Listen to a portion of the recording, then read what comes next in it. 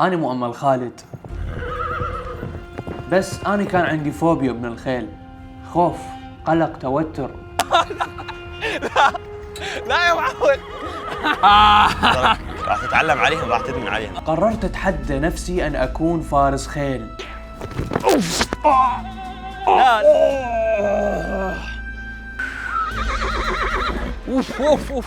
هل أنا راح أكون فارس خيل وأني أخاف من الخيل؟ يعني الا معجزه. أقدر أني أكون فارس؟ اي واحد يقول لك انت ما تقدر تصير، انت راوي العكس. ما يخوف، انت تخاف بدون سبب، ترى ما يخوف. تعال الجبان، ليش تخاف انت؟ ليش تخاف؟ تعال. بس هذا الواقع. تعال. لا ما أريد تعال. لا ما تقرب. أسبوع واحد ماكو شيء بالكون هذا ما تقدر له، تفرض نفسك وتصعد، ما تخاف من شيء، لازم تواجه. بس السؤال يبقى هنا، شلون؟ هو كسر حاجز الخوف بالبدايه، ثاني شيء لازم الالتزام، اذا ماكو التزام الباب موجود، تركيز. أنا لازم كل ما يقول المدرب إنه أطبقه؟ طبعا. أسبوع واحد تخرجني فارس. خطر. الله هيك جاي نخبط التبن ويا من لي الله الف عافيه. غلط. اليدين ثابته، رجل بالكعب. لا ما يصير. ظهري كابتن، ظهري. قوم. لازم تجتهد، تتعب حتى تحصل اللي تريده. واحد انزل. اثنين 3 احسنت.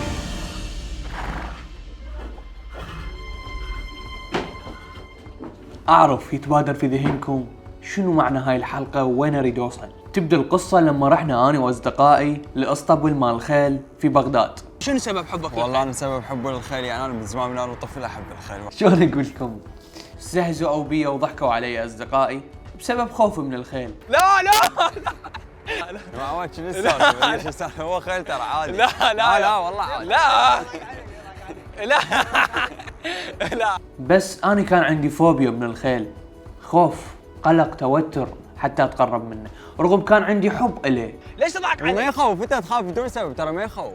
تعال الجبان الخواف. تستهزئون بيه؟ تمام، خلف الله عليكم. فخليت الموضوع ببالي وقررت أتحدى نفسي أن أكون فارس خيل، وبأسبوع واحد فقط. يبقى السؤال، هل أنا راح أكون قد التحدي أو لا؟ مجرد وقت 6 ليالي فقط. أشوفكم بخير.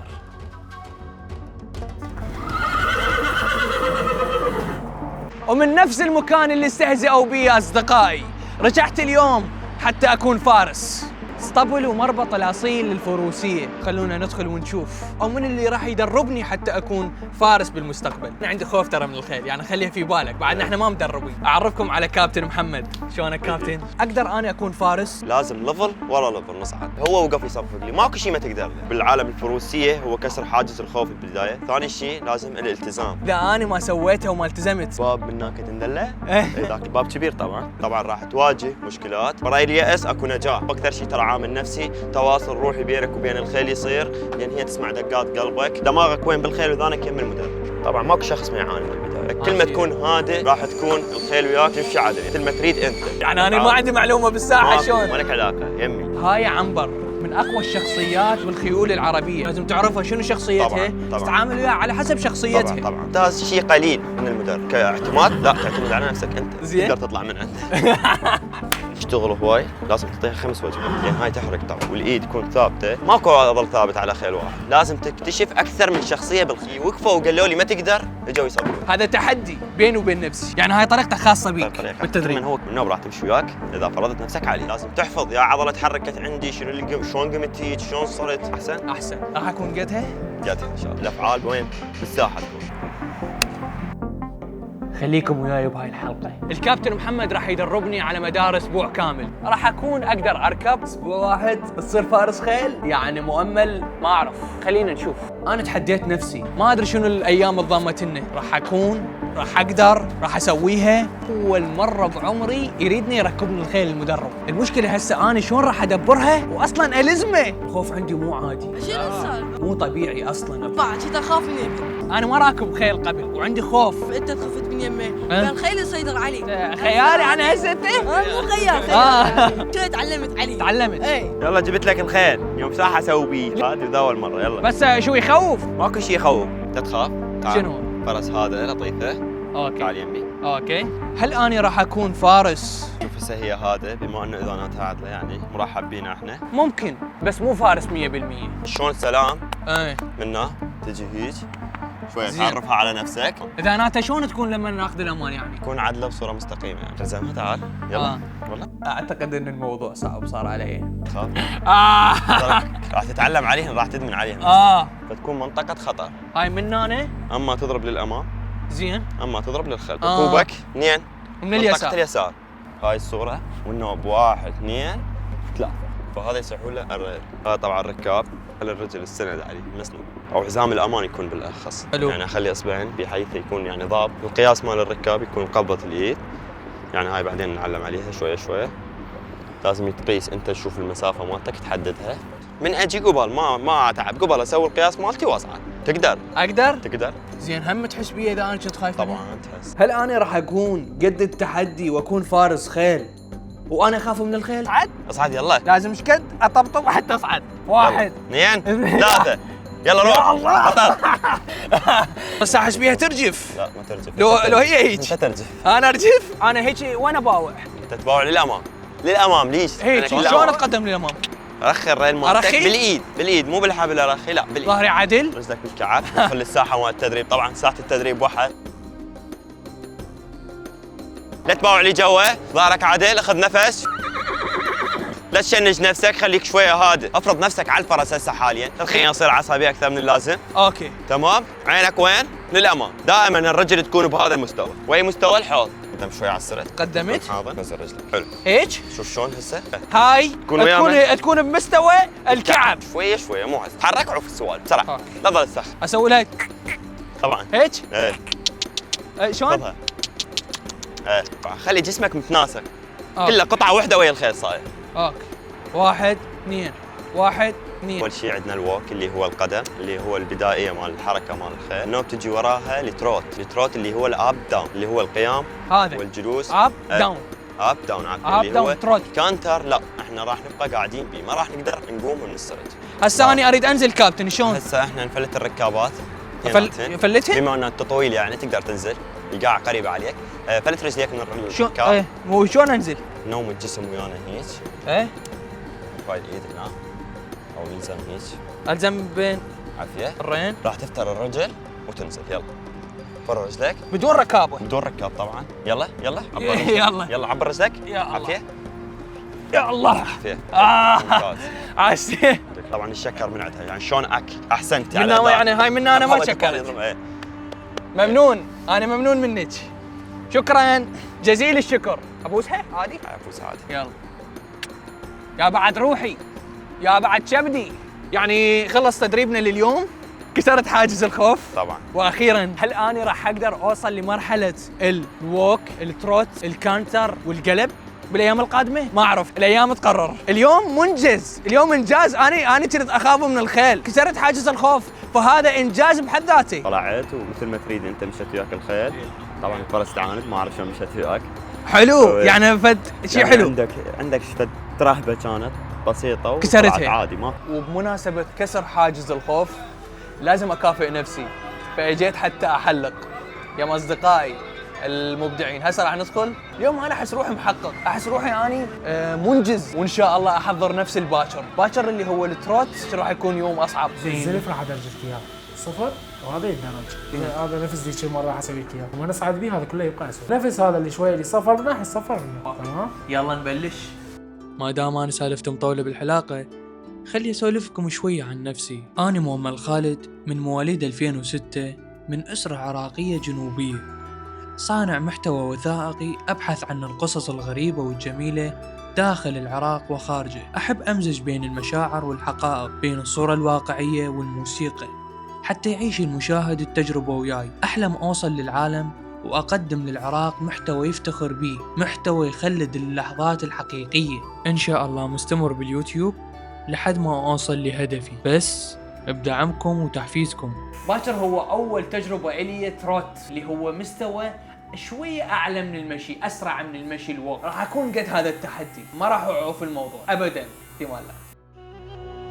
الخيل مو مجرد حيوان هي روح تركض بحرية. من أول ما عرفها الإنسان صارت جزء من تاريخه وسلاحه وصديق رحلته الطويلة. الخيل تعرف صاحبها من نظرة وتشعر بخوفه قبل ما يتكلم، وفوق كل هذا تظل وفية حتى وإن تعب الطريق. جمالها مو بس في شكلها ولا في سرعتها، الجمال الحقيقي في هدوءها، في لحظة وقوفها، وفي الهيبة اللي تمشي وياها. يمكن لهذا السبب كل ما شاف الخيل حس بشي داخله يتحرك، لأن الخيل تذكرنا بالحرية اللي نبحث عنها وبالقوة اللي نحتاجها حتى نكمل طريقنا.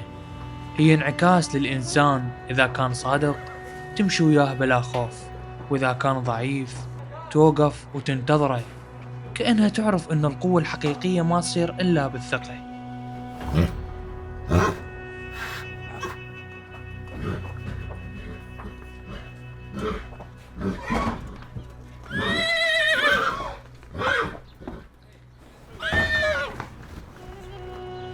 الخيل عند العرب لها مكانة عظيمة. الخيل تتميز بشي غريب، إحساسها عالي جدا، تحس بخوفك وحبك وارتباكك، كأنها مراية تعكس اللي بداخلك. ولهذا أكثر الفرسان يقولون الخيل تعرف صاحبها من نفسه، حتى لما تركض تشوف الغبار وراها بس ما تحس بيه، لأن عيونك تظل مشدودة عليها. صوت حوافرها كأنه إيقاع معركة قديمة أو بداية قصة عظيمة. وإذا نجي من جانب ثاني، الخيل هم علاج. اللي يركب خيل يعرف شلون تهدي النفس وتوازن العقل. الخيالة مو رياضة وبس، هي فلسفة تعلمك الثقة، الصبر، والسيطرة على الذات قبل الحيوان.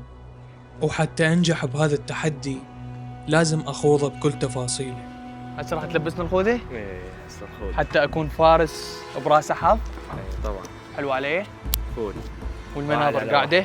عايش ايدك بعد. الحذاء تكرم، البنطلون فول، تيشيرت. ألمحن اليوم هو اليوم الثاني بالتدريب. اليوم التدريب راح يكون حجمه أكبر ضعف ما أخذته البارحة، فلازم أجهز نفسي من خوذة ونظارات شمسية وحذاء تكرموا، وأخلي كل طاقتي وجهدي اليوم. لازم أقدم اليوم، لازم أوصل لمرحلة معينة، أخطو خطوة معينة، لابد. إن شاء الله خير، نتأمل بالخير. عندي توتر وقلق لكن الخوف راح مني. تعالوا خلينا نتمشى شوية. بنت السلطان، خيل عربي اسمها بنت السلطان، بعد قلبي بعد روحي. خلنا أبوسك. شلونك؟ شميدي شميها. يا الله.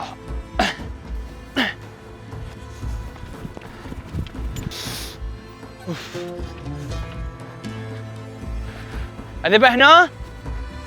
ها؟ هذا المكان هو مكب النفايات بالمربط، واحدى الامور اللي لازم هم تعرفها انه انت تذب النفايات بايدك.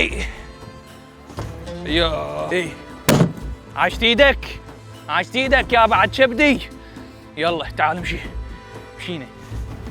مشينا.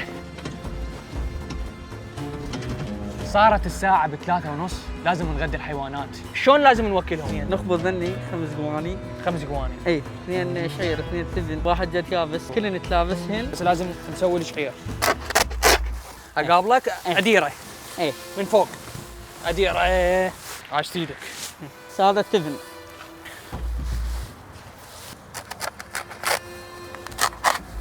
قبالي. اي هيك جاي ينخبط التبن. اي ويا من؟ ويا الخالة. شنو نضيف بعد وياه؟ هسه راح نضيف جت يابس، افتح لنا الصوندة على مود يصير سهل شوية. هذا هو اكل الحيوانات هسه. هسه جايينك. شنو السبب تضيف المي؟ على مود ما تكلم حلقة، فرة تعصره. هسه خلي نطعم الحيوانات. يلا تعايك الف عافية. بعد روحي. اصبر. اجيتك والله اجيتك. اصبر. يلا كل حصان نص سطل ياكل. المستوى شوفوا نص سطل. اكلي يلا الف عافية. يلا امشي. اجيتك. بعد شبدي. كلكم تاخذون والله، كلكم تتغدون. وبهاي البنجرة 2 خيول، إذا لازم نخلي ضعف، صح؟ ألف عافية يا بعد روحي، أنت وأمك. هنو أموري.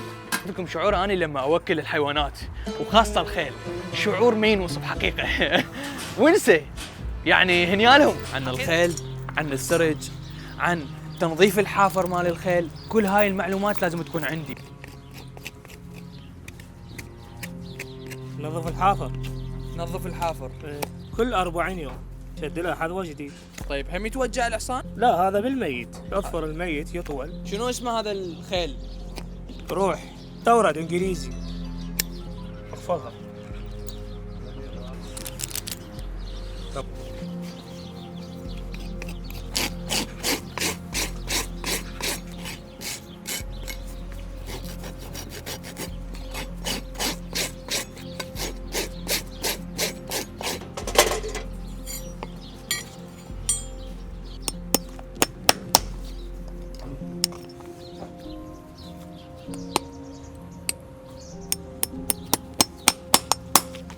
هاي بسامير؟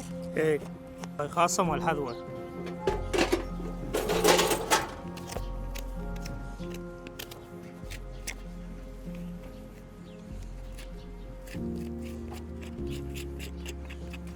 حملت المسؤولية.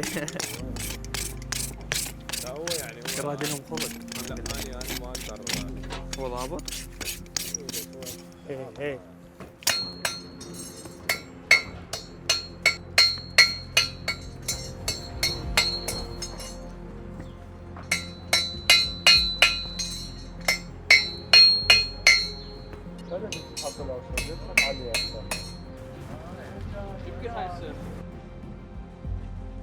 ان شاء الله راح اكون قد التحدي واطبق ما قلته لروحي حتى اكون فخور بنفسي. خلينا نشوف شنو راح يصير. طبعا تعلمت شلون يشد اللجام تمام. والريل مالتنا شلون نثبته، شلون نتاكد من عنده يعني. عايش ايدك كابتن. هسه شدنا بعد السرج، طبعا لازم نرفع عن الحارك، هذا الحارك اللي هو اكثر اصابات تصير بيه من وراء السرج، لازم تكون ايدك داخل. اللي ينضب منها من النصف. طبعا تمام. هو الضبه كلها من الحزام الصيد، من الحزام. بس احنا لازم نرفع اللبادات ويا السرج تمام. حتى شنو ما يتاذى الحارك. اكو اصابات تصير بالحارك، 4 أصابع او 5 يشجع. هاي اللازمه مالته الصحيحه. ماكو مشكله اذا يتقلص على الخيل، ممكن انه هو افضل. افضل يعني لا حيل مشدود ولا جهز السرج مالك. عاشت ايدك. اليوم شنو؟ الركابات حلوه. بعد ما شدينا السرج واللجام هسه ننطلق للتدريب انا والكابتن محمد. راح العب لك بطوب. لا الباحه ابدعت ما شاء الله. اليوم ان شاء الله ابدع. ان شاء الله. تتوقع ابدع اليوم؟ ان شاء الله اليوم ان شاء الله. خلي بعد نشوف. راس اول رجل نعلمك شلون تتوازن. خلنا نسوي الركابات. تابع ايش؟ لا قبضه اليد تنزل عافيه اصعد. منين ركوبك يكون من اليسار دائما. منين الركوب مالتنا؟ من اليسار كابتن. من اللجام بصوره صحيحه. هيك يلا يا الله يا الله. 1 2 3 يا الله. عاشت ايدك. ممتاز حلو. التطبيق هو اللي راح يوصلك انه انت تصير فارق. نعالج شو نسوي؟ لازم يكون عندنا اصرار بان نرجعها على المكان اللي نريده احنا. لا تباوع على الفرس انت ابد، عينك دائما للامام حتى شنو؟ تاخذ الرجل وين على طرف الاصابع. ضغطه بالكعب. تمام؟ طبعا اليوم محاضرتنا راح تكون لونج اللي هي شنو هي؟ تدريب على التروت. ثاني شيء شنو؟ توازن تقويه رجل. يلا. اوف. طبعا هي بدايه السرعه مالتك هاي، لازم يكون عندك اصرار ثبات. تمام. ما يخالف. هاي بالبدايه لازم يكون ما عندك توازن، بس بالنهايه لازم تصير. ويش غلط. اليدين ثابته والرجل لازم تكون بيمن بالكعب وي مستوى. تمام. حاضر. اضربها؟ اضربها. افرض نفسك عليها اسحبها. اوف ايه اوف اوف. لا رجل بالكعب، الرجل بالكعب. اوكي دائما كعب. تمام. كون هادئ بس كون بالكعب. ما اريدك تيأس من اول محاضره. اوكي. اثبت. اي عافيه عافيه. طبعا اول ما يخالف يلا. لا بس ايش عندنا؟ لا لا لا لا لا السرج مو امان. مو فلتت هاي. ما يخالف. السرج مو امان. امان مالتي يكون بالثبات، ان يكون ايدي ثابته. انا مو اي شيء سويته الفرس خلاص لازم الزم السرج، ما تلزمه ابد، ما له علاقه. هو مركز للقعود مالتك مو للامساك به، لا ايدي لازم تكون وين؟ للامام. قصر من اللجام مالته حتى تكون السيطره كامله عندي بالفرس. هيك حلو. لا ابقى قاعد. رجلك بالكعب. الرجل دائما قلنا وين؟ بالكعب. كعب اسفل. الرجل بالكعب. لا ما يصير. عدل نفسك بطل. بعض الاشخاص يعني بس تعاند الخيل راح ينزل يقول لا انا ما اقدر هاي الخيل تعاند. لا لازم شنو؟ يكون عندك اصرار مثل ما تريد، يعني تعتبر انت القائد، لازم انت تفرض نفسك عليه، مو هي تاخذك يمين يسار بكيفها. لا فلت الركابه فلتناه. راح نخليك تمرين حر. شلون يعني راح اسيطر؟ سيطر تقدر. اسحب الفرس. اسحب الفرس وين رايح؟ لا ظل واقف.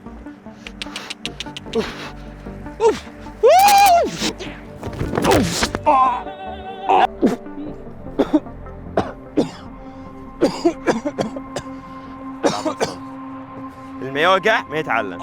قوم يلا ما بيك شي. قوم تشنج بسيط.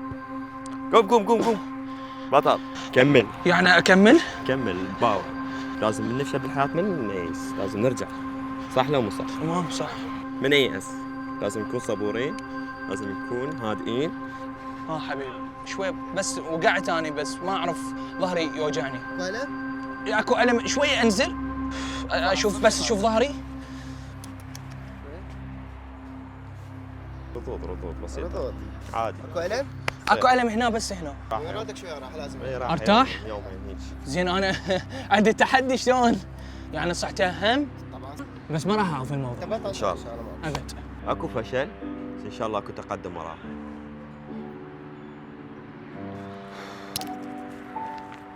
حسيت بفشل، بخيبة أمل، بخذلان.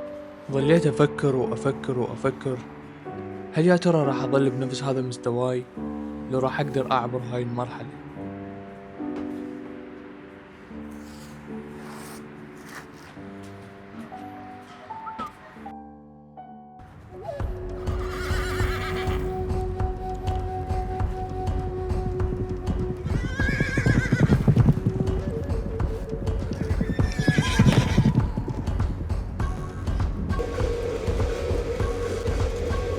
تمرين رجلي.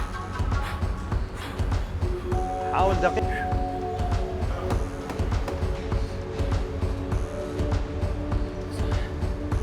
1 2 3 1 2 3. حاول تنزل. قدم للامام شوي. يلا بطل. جيد. هذا هو. 1 ارفع على 10 بالاخير ابقى واقف. الموضوع مو هين مو بهالسهوله. واقف هذا ضروري. لا انزل. 4 6 10 11 12. لازم تصير قوي حتى تكون قدح. يلا اليوم تدريبي راح يكون بهذا الخيل. هذا الخيل الجبار القوي. اليوم التروت. ندبر التروت لو لا؟ خل اسوي الركابات. شوف طولي. المدرب بعد ما جاي. هسه حاليا المشي اعتقد اليوم راح اسويه. اليوم طبعا مرينا بمرحلة جديدة ان شاء الله واللي هي التروت الحر اللي راح تاخذه انت وحدك. راح اخذنا 5 حركات تقريبا. نعم. صحيحات بالتروت اللي هو باللاند. يعني انت تعتمد على نفسك. رجل ثابتة، ظهر ثابت، اكتاف مفتوحة، اليدين نازلة شوي للاسفل. يبدي من الرجل من الكعب اللي هي نعتمد عليها 10%. النوب نعتمد القومة مالتنا الرئيسية تصير من الفخ. يلا. اب داون. عافية.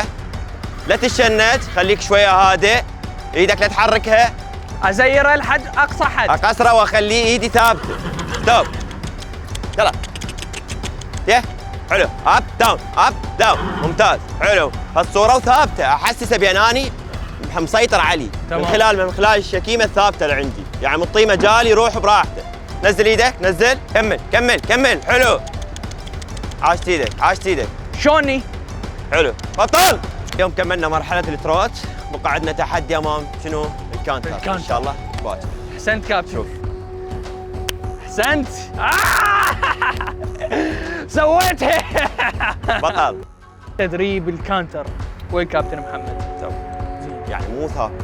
بالكانتر. الكانتر اذا ضبيت قوي نقوم نطب من السرج، ما نسوي الحركه اللي نريدها. الكانتر حب توزيع توازن على السرج. مؤمن راح يكون قد هالتحدي او لا؟ قدها. اكيد. يلا. يعني ما اقوم تروت، لا ابقى قاعد. خليك وين الحصان، لا تقوم من السرج. ثابت. ثبت الحصان.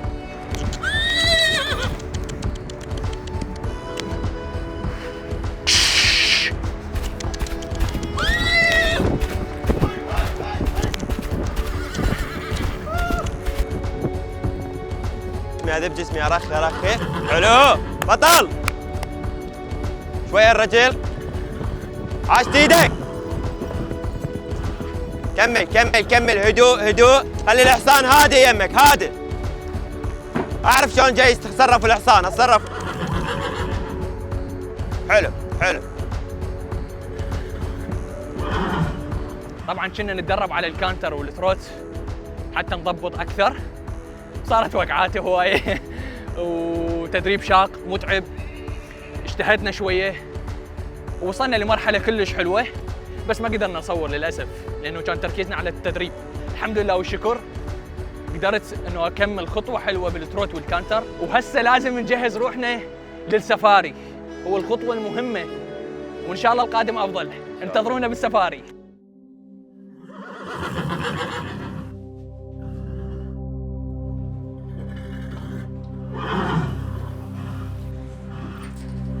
اليوم يوم الوصول، يوم التحدي، يوم السفاري. ان شاء الله نكون جاهزين. راح اطلع بالخيل مالتي فراوله. جاهزه؟ جاهزه للوصول؟ جاهزه للتحدي؟ جاهزه اليوم اسويها واكون قد التحدي؟ فراوله حبيبه قلبي. يلا نسوي لك الركابات، نجهزك حتى ننطلق بيك. تعي اوقفي.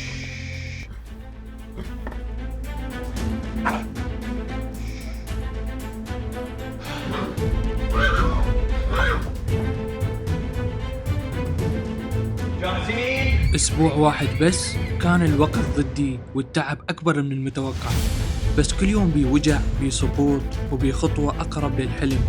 ما كنت أراهن على الفوز، كنت أراهن على نفسي وهل أقدر أكمل للنهاية أو لا. واليوم أقدر أقولها بثقة، سويت اللي قالوا عليه مستحيل. يمكن أسبوع مو وقت طويل، بس كفى حتى يغير شي بداخلي. ما تعلمت ركوب الخيل بس، تعلمت شلون أتحكم بخوفي وأثق بخطوتي، وهذا هو التحدي الحقيقي.